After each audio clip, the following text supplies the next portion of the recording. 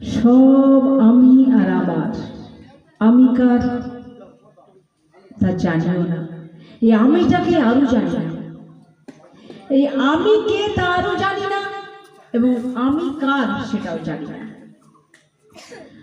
তা কি বললেন? মমতা। সেই মমতা, যে মমতা আমি রেখে দিয়েছি আমার এই পরিবার পরিজনদের জন্য, যারা আমার কোনো কালে কেউ ছিল না, থাকবে না, তারা সংসার। সংসার মানে কি? যার কোনো সার বস্তু নেই, যেটা কোনোদিন আমার ছিল না, যেটা কোনোদিন আমার থাকবে না, তাকে বলে সংসার। সেই সংসারের পরিজনদের নিয়ে বেশ আনন্দে থাকি, তো ওখানেই ভালোবাসা, আমার সমস্ত মমতা দিয়ে রেখেছি।